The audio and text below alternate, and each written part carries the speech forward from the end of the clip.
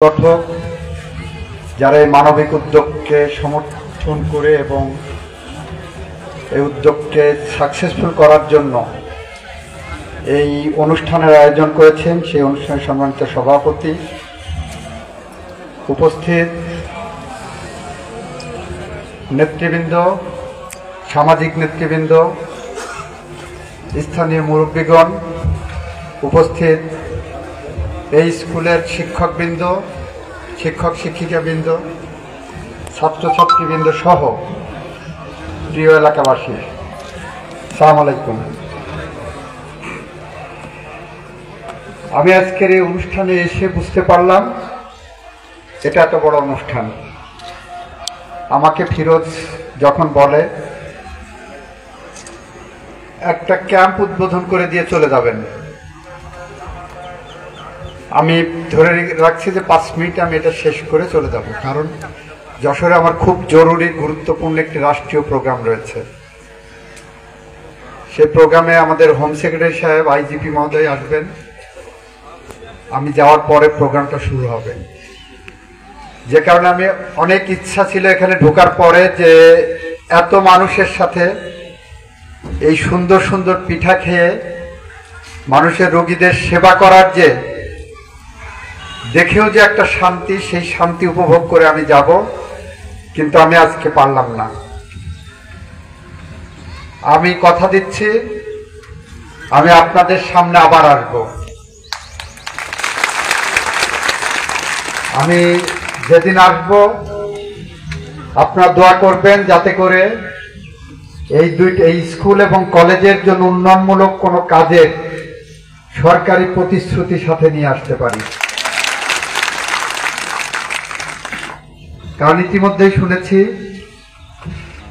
এই কলেজে একটু পরে হলেও সমস্যা, কিন্তু স্কুলটা প্রায় 150 বছরের কাছাকাছি।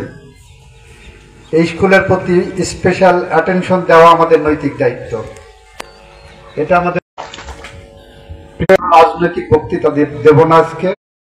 জুলাই আগস্টে যে সমস্ত করে জন্ম দিয়েছে, বাংলাদেশের মানুষকে মুক্তির স্বাদ দিয়েছে, বাংলাদেশের মানুষকে স্বাধীনতার স্বাদ এনে দিয়েছে, যে সমস্ত শহীদের রক্তের বিনিময়ে, আমরা আপনাদের কাছে বলে যেতে চাই,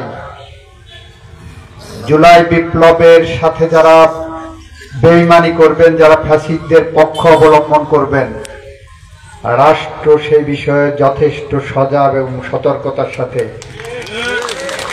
পথ পরিক্রমা অতিক্রম করবেন। সারা বাংলাদেশ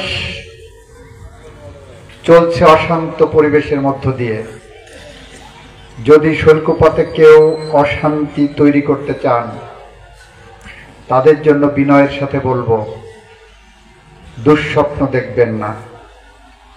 শৈলকুপার মাটিতে যে বা যারা অশান্ত পরিবেশ তৈরি করতে চায়, যারা জুলাই বিপ্লবের শহীদদের রক্তের সাথে বেঈমানি করতে চায়, যারা ফ্যাসিস্টদের ফিরিয়ে আনার দুঃস্বপ্ন দেখেন, যারা এখানে আবার খুন গুমের রাজনীতি চালু করতে চান, যারা গ্রামে গ্রামে কেজে করে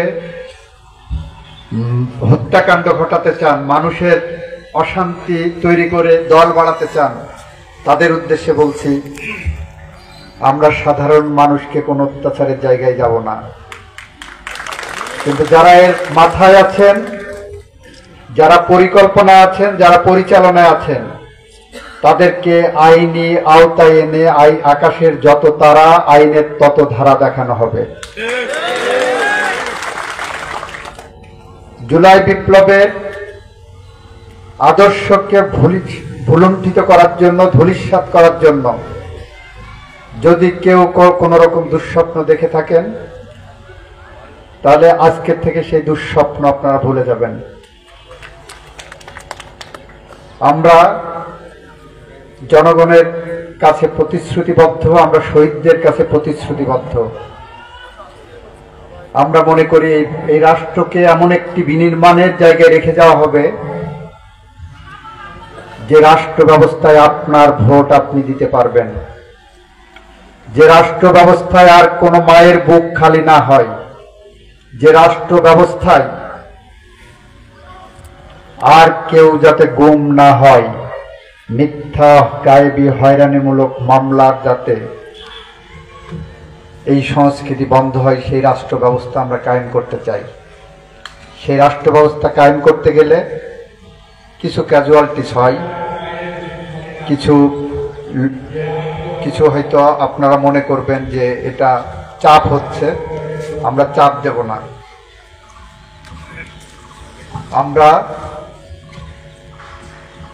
আপনাদের কাছে অনুরোধ রাখবো, কিন্তু কেউ যদি আইন ভঙ্গ করেন আইনের গতিতে চলবে, কারোর বিরুদ্ধে মিথ্যা মামলা হবে না, এই প্রতিশ্রুতি যেমন দিচ্ছি। কেউ যদি আইন লঙ্ঘন করে অশান্ত পরিবেশ তৈরি করতে চান, তাহলে সাধারণ জনগণের পক্ষ নিয়ে তাদের এই শৈলকুপার জনপদকে শান্ত রাখার জন্য, শিক্ষার পরিবেশ রাখার জন্য, মানবাধিকারের পরিস্থিতি রক্ষার জন্য, শহীদদের আত্মার শান্তির জন্য, জুলাই বিপ্লবের চেতনাকে ধারণ করার জন্য, গণতন্ত্রকে ফিরিয়ে আনার জন্য, আপনার ভোটের অধিকারকে ফিরিয়ে আনার জন্য আমরা অতন্দ্র প্রহরীর মতো কাজ করে যাচ্ছি এবং যাব।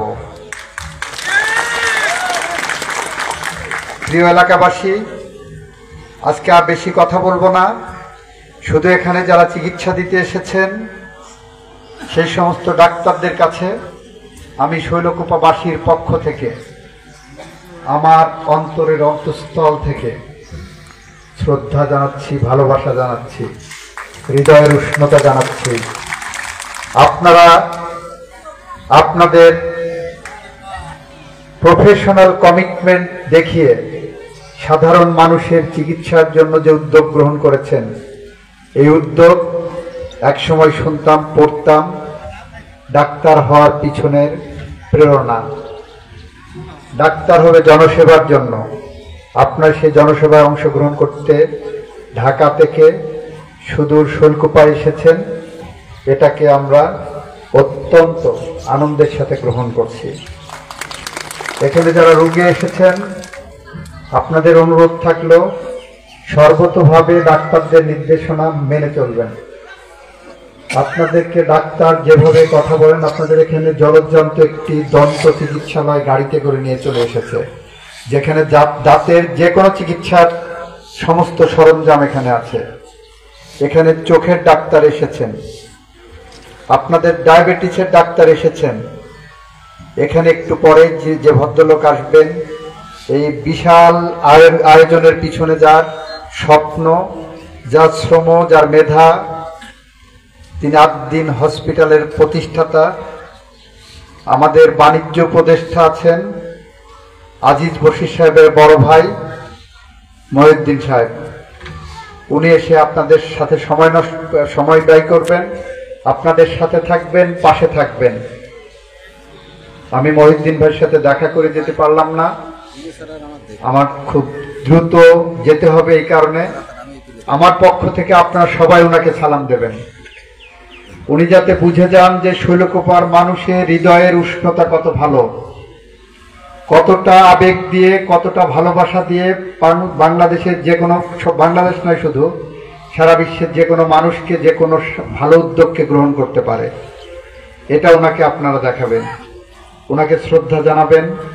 আমিও ওনার সাথে কথা বলে নেব। এই কথা বলে আমি আমার বক্তব্য শেষ করছি। সবাইকে ধন্যবাদ। খোদা হাফেজ। বাংলাদেশ জিন্দাবাদ। মেহনতি মানুষের জয় হোক। আপনারা সবাই ভালো থাকবেন। আসসালামু আলাইকুম।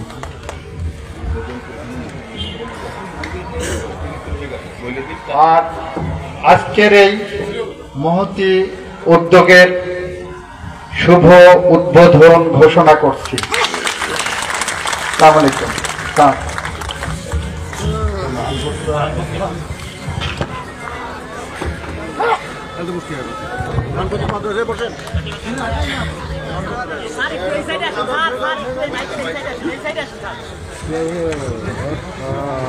কলেজের সভাপতি কর্তৃক প্রধান অতিথিকে মানপত্র প্রদান করা হচ্ছে।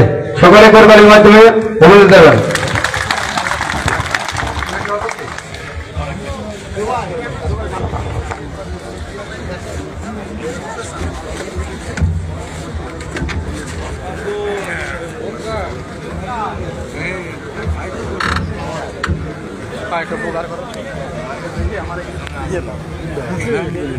প্লিজ আমরা সবাই উঠে বলেন না, আমরা সবাই একটু বসি প্লিজ, সবাই উঠে বলবেন না এইভাবে।